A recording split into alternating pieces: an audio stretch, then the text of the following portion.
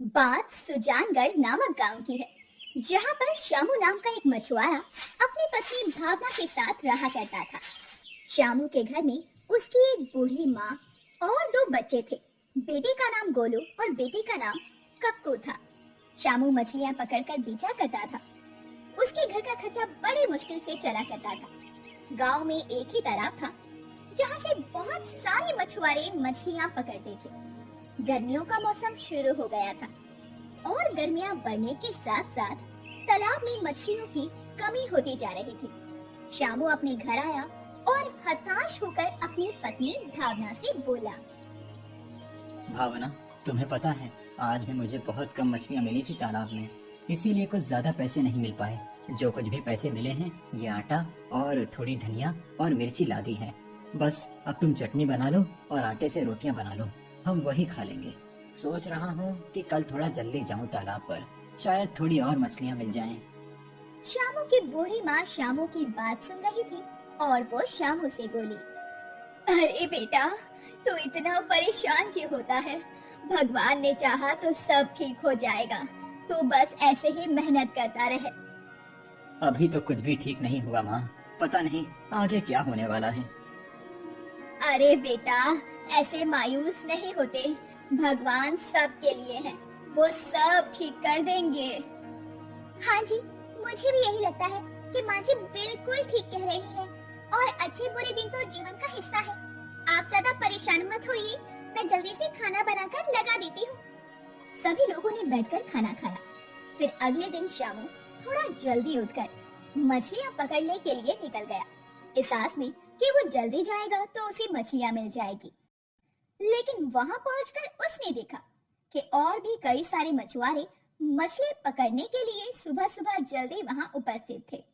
तभी एक मछुआरा किशन शामू के पास आया और उसके पास आकर बोला, श्यामू भाई, कितनी भी जल्दी आ जाओ, मछलियाँ तालाब में कमी है तो ज्यादा भला कहाँ से मिलेंगी। मुझे तो ऐसा लग रहा है कि ये तालाब छोड़कर हमें कोई और तालाब देखना होगा मछली पकड़ने के लिए। हाँ किशन, वो तो ठीक है, लेकिन तुझे तो पता है कि आसपास के सभी गांव में बस एक ही तालाब है। हाँ भाई, वो भी ठीक है, लेकिन अगर ऐसा ही रहा तो हमें मछलियाँ पकड़ना छोड़कर कोई और काम करना पड़ेगा।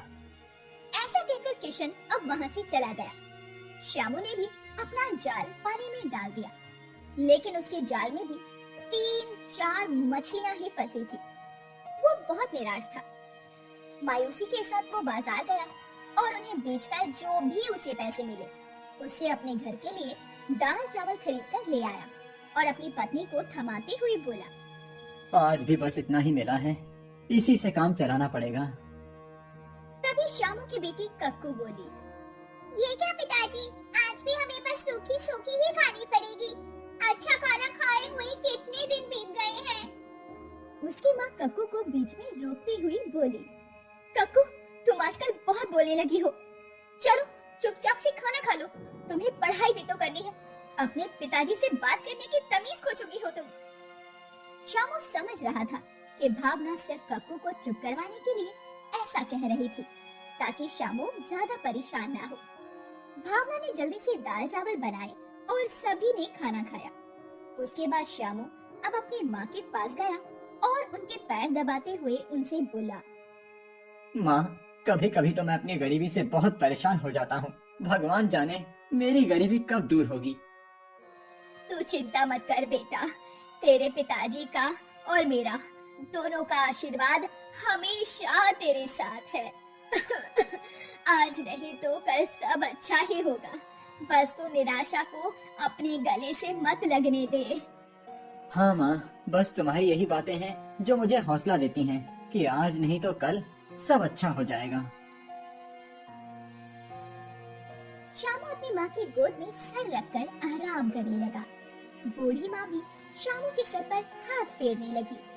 ऐसे ही कुछ दिन बीत गए। एक दिन की बात है, शामू जब घर आया तो उसकी पत्नी भावना ने उसे बताया, अजी सुनते हैं, माँ जी की तबीयत कुछ ठीक नहीं लग रही, हमें उन्हें डॉक्टर को दिखाना होगा। ये सुनकर शामू बहुत परेशान हो गया और बोला, भावना, तुम तो जानती हो कि मैं 2 वक्त का खाना भी बड़ी ही मुश्किल से जुटा पा रहा हूँ। अब माँ का इलाज कैसे कराऊंगा? अजी आप इतनी चिंता मत करो, मैं पड़ोस वाली शीला दीदी से 500 रुपए मांग कर लाई हूँ। ये रहे 500 रुपए, आप जाओ और माँ जी का इलाज करवाओ। बड़े बूढ़ों का सर पर साया होना बहुत जरूरी होता है और मैं नहीं चाहती कि उन्हें कुछ भी हो। शामू वो पैसे ले लेता है और अपनी माँ का इलाज करवाता है। इसके बाद दवाई लेकर शामू घर आता है और अपनी माँ से कहता है, माँ ये लो दवाइयाँ और समय पर खाना। बेटा तुम लोगों को मेरे लिए इतना परेशान होने की जरूरत नहीं है। मेरा जीवन तो लगभग पूरा हो चुका है। मैंने सुना है कि भावना पड़ोस से उधार मांग कर ये पैसे लाई है मेरे इलाज के लिए। तुम लोग मेरे लिए इतना परेशान मत हो बेटा।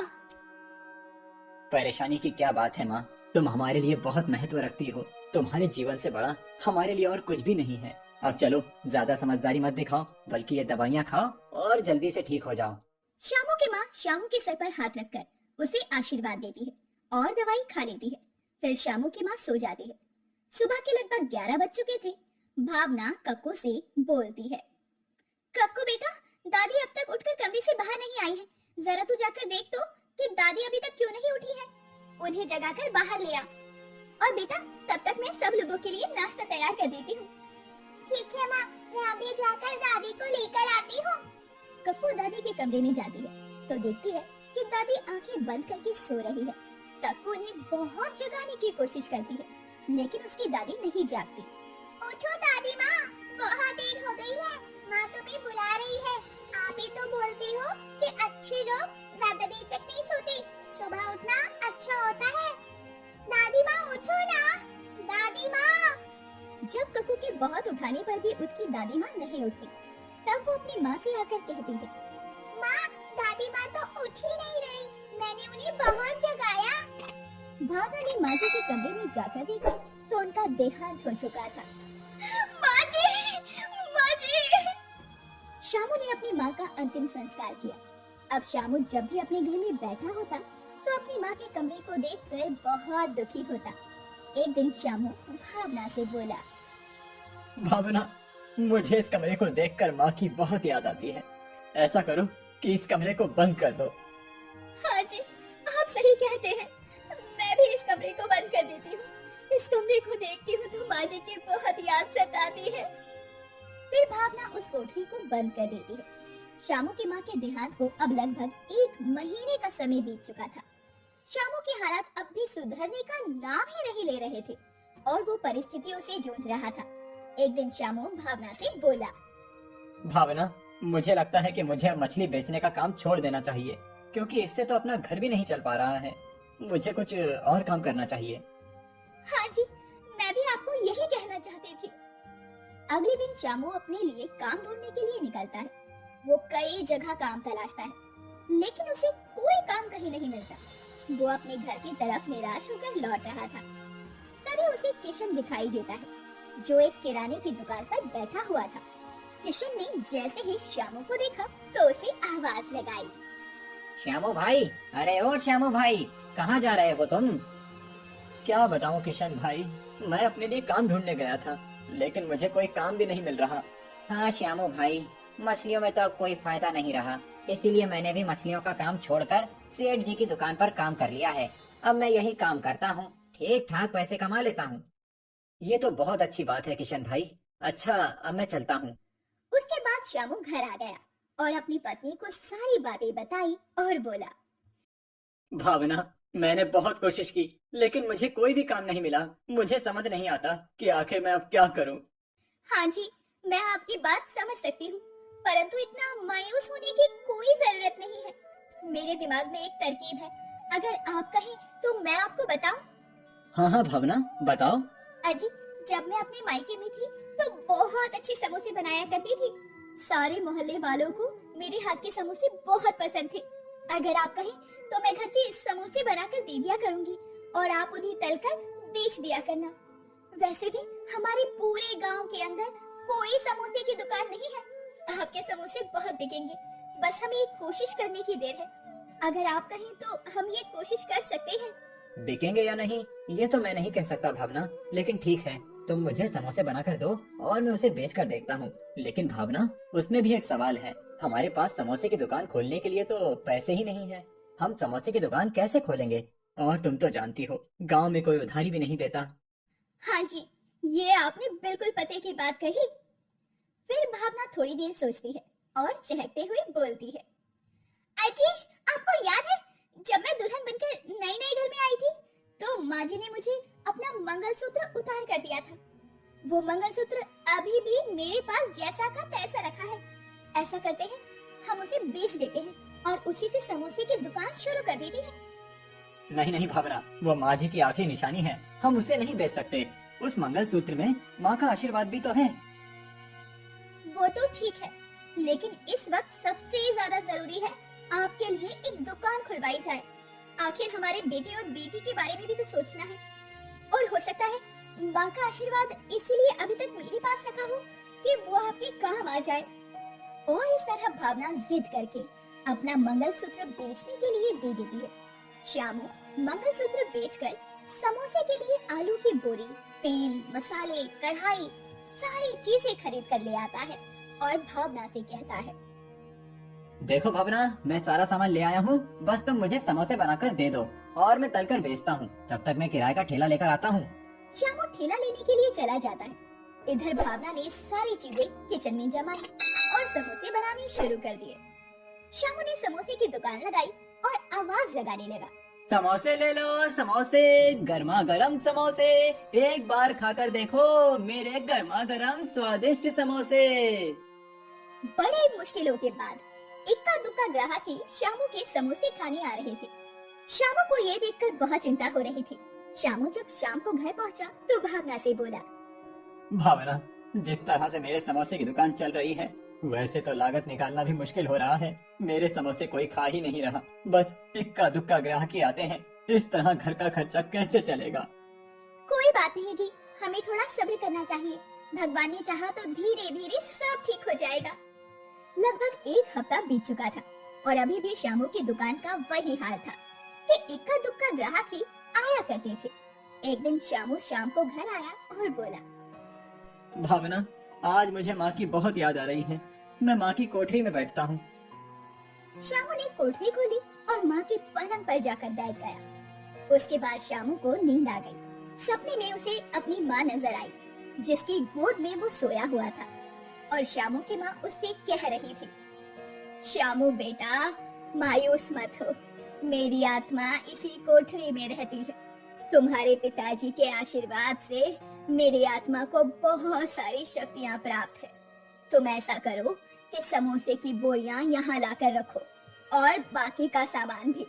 तुम देखना, तुम्हारी दुकान बहुत चलेगी और तुम्हारे समोसे की बोरियों से आलू कभी खत्म नहीं होने देगी तुम्हारी ये माँ।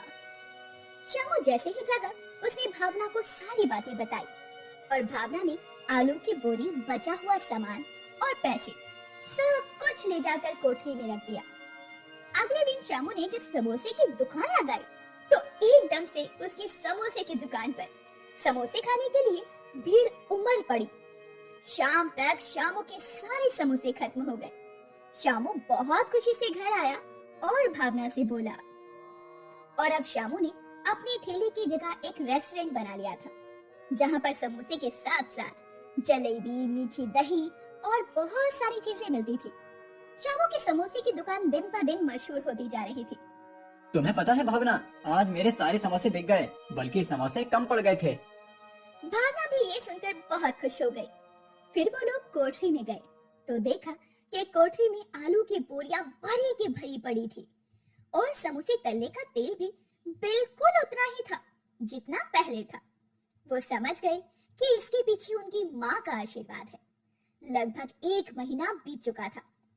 श्यामू की दुकान दिन पर दिन बहुत अच्छी चलती जा रही थी। श्यामू को पता नहीं था, लेकिन आते जाते किशन श्यामू की चलती हुई दुकान को देखकर बहुत जल भुन रहा था। एक दिन किशन अपने मन में बोला, बताओ भला, कल तक इस श्यामू के पास काम नहीं था और इसके घर पर खाने के भी लाले थे। इसने समोसे की दुकान क्या खोली? ये तो पैसे छाप रहा है। इसकी समोसे की दुकान पर रोज इतनी भीड़ रहती है, समझ नहीं आता लोगों को इसके समोसे इतने क्यों पसंद आ रहे हैं। चलो आज मैं भी एक खाकर देखता हूँ। किशन श्यामू की दुकान पर जाता है और श्यामू से कहता है, अरे श्यामू भाई, मेरे लिए भी 2 समोसे लगा देना। हाँ हाँ किशन भाई, क्यों नहीं। किशन ने श्यामू के समोसे खाए और मन ही मन बोला, ऐसा भी कुछ खास नहीं है इन समोसों में, जरूर ही कोई जादू टोना कर रहा है जिसकी वजह से इसके समोसे इतने बिक रहे हैं। और ऐसा सोचकर किशन वहाँ से चला गया। अब किशन रोज शामू के समोसों को बिकते हुए देखकर मन ही मन कुढ़ता रहता। धीरे धीरे समय बीतने लगा और शामू के समोसे खूब बिकते रहे। लगभग 6 महीने का समय बीत चुका था। शाम को पंचायत बैठाई गई।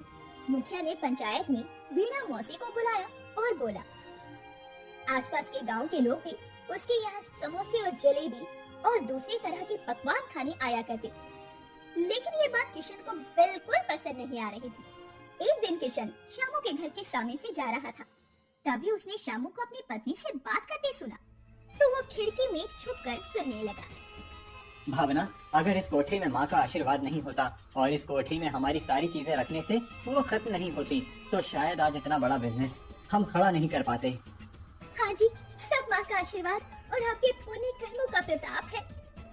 ये सब सुनकर किशन सारी बात समझ गया और अपने मन ही मन बोला, अच्छा, तो श्यामू की कामयाबी का ये राज है। श्यामू अपनी माँ की कोठरी के कारण कामयाब हो रहा है। तो ठीक है, मैं इस कोठरी में ही आग लगा देता हूँ। ना कोठरी रहेगी और ना ही श्यामू कामयाब होगा। अगले दिन किशन ने रात को चोरी से श्यामू की कोठरी में आग लगा दी और चुपचाप वहाँ से भाग गया। श्यामू की कोठरी धू धू करके जलने लगी। श्यामू अपने दोनों बच्चों और पत्नी के साथ बाहर आ गया। तब तक सारे गांव वाले इकट्ठा हो गए। मुखिया जी श्यामू के पास आए और बोले, अरे भाई श्यामू, तुम्हारा सारा घर तो जल गया। ऐसा करो, अभी तुम मेरे घर चलो और फिर सुबह सोचना कि क्या करना है। मुखिया जी श्यामू को लेकर अपने साथ घर चला गया। दूसरे दिन मुखिया कहीं घूमने गया था। जब वो वापस आया तो वो श्यामू से बोला, अरे भाई श्यामू, ये पता चल गया है कि तुम्हारे घर में आग किसने लगाई है। आज शाम को पंचायत है, तुम उस पंचायत में आओ, मैं वहीं बताऊंगा कि आग किसने लगाई है। हाँ वीणा मौसी, जरा आप बताओ तो कि आपने क्या देखा था, किसने श्यामू के घर में आग लगाई थी। मुखिया जी, अक्सर मेरे घर अगर कोई चीज खत्म हो जाती है तो मैं भावना के घर से ले आती हूँ। कल रात भी मेरे घर पर आटा खत्म हो गया था। मैं आटा लेने के लिए रात को शामू के घर जा रही थी। तभी मैंने देखा कि एक आदमी अपने हाथों में पेट्रोल और मिट्टी का तेल लेकर उधर जा रहा था। इससे पहले कि मैं उसे कुछ बोल पाती, उसने मिट्टी का तेल श्यामू के घर पर छिड़क दिया और आग लगाकर भागने लगा। मैं जोर से चिल्लाई, कौन है? अरे कौन है? मेरी आवाज सुनकर उस आदमी ने पलट कर देखा और मैंने उसका चेहरा देख लिया। मुखिया जी, वो किशन ही था। क्यों भाई किशन, तुम्हें कुछ कहना हो तो बताओ। किशन के पास कहने के लिए कुछ नहीं था। वो शर्मिंदा था क्योंकि उसका भेद सबके सामने खुल चुका था। तब मुखिया बोला, तो ठीक है, किशन को इसकी सजा मिलनी चाहिए। इसे पुलिस के हवाले कर देते हैं।